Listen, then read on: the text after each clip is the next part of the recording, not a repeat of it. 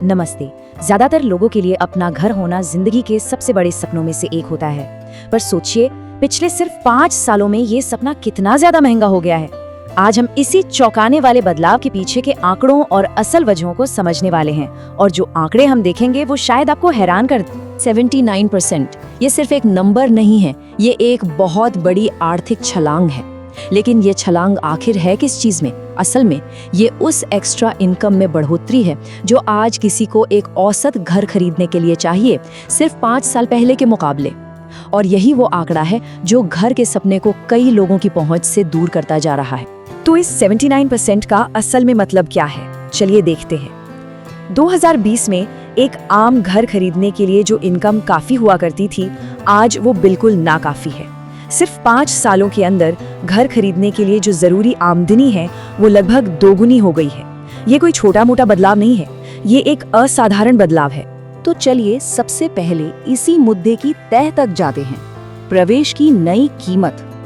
यह सिर्फ घर के दाम बढ़ने की बात नहीं है, बल्कि ये वो नई आर्थिक हकीकत है जिसका सामना आज हर घर खरीदार कर रहा है।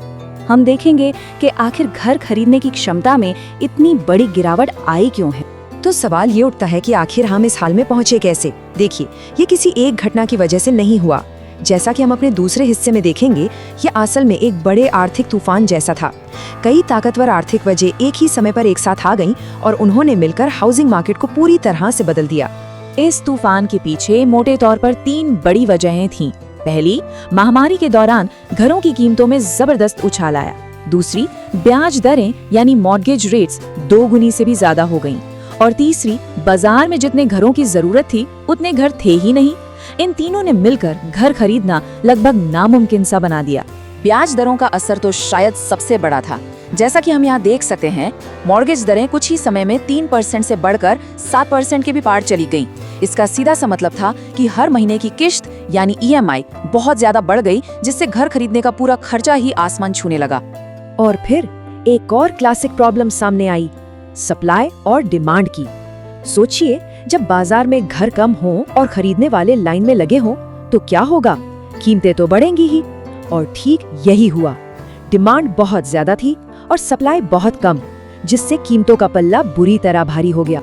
अब हम आते हैं इस पूरी कहानी के सबसे जरूरी हिस्से पर, जहां सारा गणित गड़बड़ा जाता है। यहाँ हम देखेंगे कि घरों की आसमान छूती कीमतों और आम लोगों की कमाई के बीच की खाई आखिर कितनी गहरी हो चुकी है।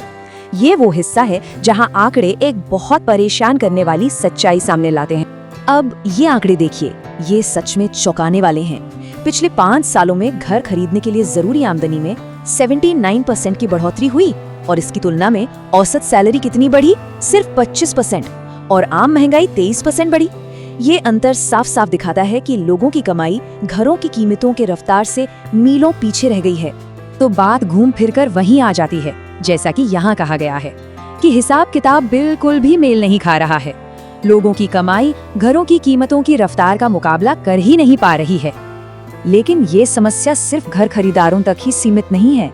अपने अगले हिस्से में हम देखेंगे कि ये कैसे एक आर्थिक डोमिनो इफेक्ट पैदा करता है। मतलब, जब हाउसिंग मार्केट में एक डोमिनो गिरता है तो उसका असर दूर दूर तक जाता है और ये पूरी अर्थव्यवस्था को अपनी चपेट में ले लेता है। इसका मतलब ये है कि जब लोग घर नहीं खरीद सकते तो ये सिर्फ एक रियल एस्टेट का मुद्दा नहीं रहता, ये एक राष्ट्रीय आर्थिक चिंता बन जाता है जो हर किसी को प्रभावित करता है, चाहे वो बिजनेस हो, सरकार हो या फिर आम नागरिक। और ये डोमिनो इफेक्ट काम कैसे करता है? देखिए, एक के बाद एक चीज पर कैसे असर पड़ता है। जब लोग घर नहीं खरीद पाते तो वो अच्छी नौकरी के लिए शहर नहीं बदल सकते, वो परिवार बढ़ाने जैसे बड़े और जरूरी फैसले टाल देते हैं। और जब सारा पैसा घर में ही फंस जाता है तो वो बाजार में दूसरी चीजों पर भी कम खर्च करते हैं, जिससे पूरी अर्थव्यवस्था धीमी पड़ जाती है। और यहीं पर एक बहुत ही दमदार बात सामने आती है। जब अर्थव्यवस्था की बात आती है तो जनसांख्यिकी ही नियति है। जनसांख्यिकी यानी डेमोग्राफिक्स का मतलब है लोगों के बड़े बड़े फैसले, जैसे कि वो कहाँ रहते हैं, कब शादी करते हैं या परिवार कब शुरू करते हैं। और घर खरीदने की क्षमता इन सभी फैसलों पर सीधा असर डालती है, जो आखिर में देश का भविष्य तय करते हैं। तो आखिर में ये एक बहुत बड़ा सवाल हमारे सामने खड़ा होता है। अगर लोगों के रहने, बसने और परिवार बनाने के फैसले ही किसी देश का भविष्य तय करते हैं, तो आज का ये हाउसिंग संकट हमें आखिर किस भविष्य की तरफ धकेल रहा है?